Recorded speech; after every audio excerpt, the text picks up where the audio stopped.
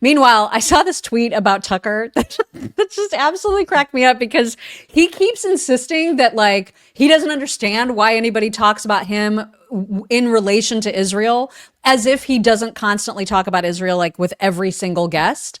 And so I love this. It says Tucker, broccoli, broccoli, broccoli, broccoli, broccoli, Tucker. I'm not obsessed with broccoli. Tucker's fans. He clearly said he's not obsessed with broccoli. Why is everyone lying about him? That's how it's working on Twitter right now. It literally is. That is him. It is totally him. And then, speaking of people who are paranoid about Israel, I have no idea what prompted Marjorie Taylor Greene to put out a "I'm not suicidal" message, but she did. You want to read it? We're doing this now? Okay. I am not suicidal. I'm one of the happiest, healthiest people you will meet. I have full faith in God and Jesus Christ as my Lord and Savior. As a sinner, I am only saved through his grace and mercy. With that said, if something happens to me, I ask you all to find out which foreign government or powerful people would take heinous actions to stop the information from coming out. Not only about this issue, but because of the truth that I have been speaking. The people understand what I'm saying. What are we doing? I don't know. I'm sorry, Marjorie, but like nobody is that into you. Okay. Just you're fine. You're going to be just fine. This is so ridiculous to me. So basically this is code for she thinks Israel is going to kill her. Is that what she's saying? Yeah. Okay. I'm just putting it out there. Okay. Can we just stop? I know. I know, right?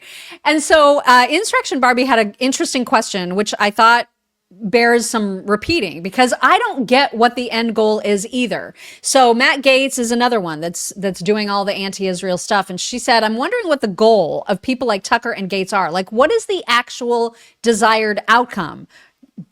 Do we want to remove all Jews from America? Do we want to allow Qatar and Iran to eliminate Israel, destroy the Republican Party? I'm honestly curious what the hell the end game is because none of the crap they spew is true. It can be debunked even with a communist Google search. That's the only question I really have. And I too have that question. Well, we've been wondering that too. Because like with the, even, with the Candace stuff, the Tucker stuff, the people that are just so anti-Israel and pro-Hamas. Right. Doesn't make any sense. I don't understand why you would be pro, Islamo-commie. I don't get it. Why are you pro that? Because they are coming for you.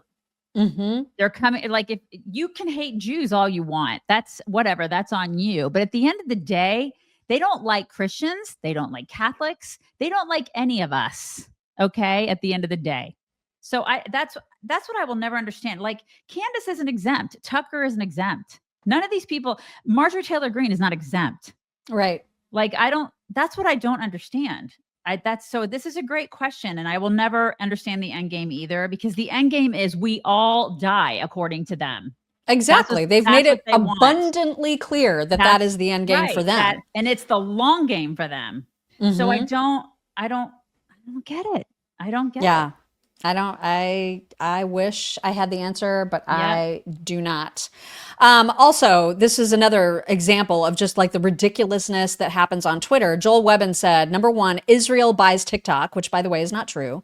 Number two, Netanyahu immediately meets with content creators in the US. He commissions them to fight against their fellow Americans in order to secure support for the state of Israel. You do not hate Israel enough. And as Aiton Fishberger responded, he said, let me get this straight. China owns TikTok and the woke right does not care, but then an American Jew is set to become part majority owner of TikTok, and suddenly they're out here whining, oh my God, TikTok is controlled by Israel. Why do they care now that there's going to be an American who happens to be a Jew who has partial owner of TikTok? They didn't give two shits about China. Right. Well, I know. I hear you. I don't listen. TikTok, to me, it sucks no matter what. So I know like people have a stake in this. My 15-year-old daughter is like, will I be able to use it? I'm like, I don't know. We'll see. I'm probably not. You may not be using it until you're out of the house. And I just don't know. I need to see what it looks like. I don't know how different it's going to be. I don't know anything. I don't know until I know. Right. But I just think you don't know. I don't know, but I know.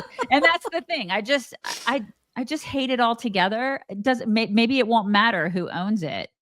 I need to see what it looks like. But I mean, I you're think it'll right. matter just from a data protection standpoint. That's the goal. I guess Maybe from an algorithmic standpoint too. I don't know. But yeah, there's a lot that that is remains to be seen. the algorithmic standpoint is what I really care about, because yes, it sucks that China has all of your information, but I feel like everybody has all my information at this point anyway. You know what I Right. mean? It doesn't really matter what platform. If you're on social media, they have your information. Yep. But the algorithm is what I'm most concerned about when it comes to my kid.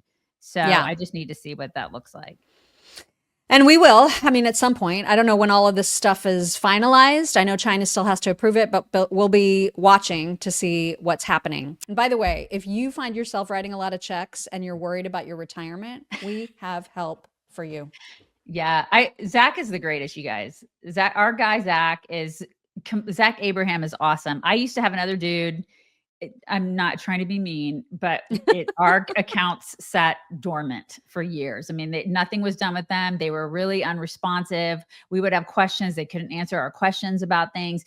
And then, a couple of weeks ago, Zach was like, "Hey, your stuff is up 28%."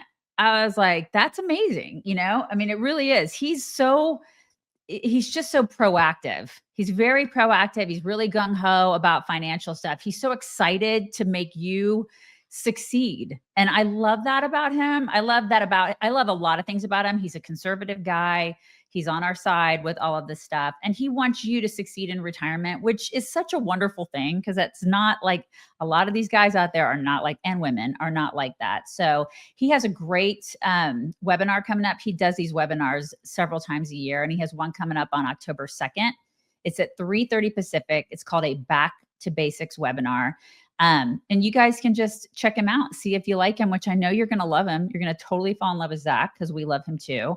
And he will share all sorts of financial insights. You can ask questions and everything. You can register now at knowyourriskpodcast.com. There's no obligation. You can just check him out. It's knowyourriskpodcast.com. And I have to do a disclaimer. You ready? Investment advisory services offered through Trek Financial LLC, an SEC registered investment advisor. Investments involve risk and not guaranteed. Past performance doesn't guarantee future results. Trek 25298. And I don't know what that means.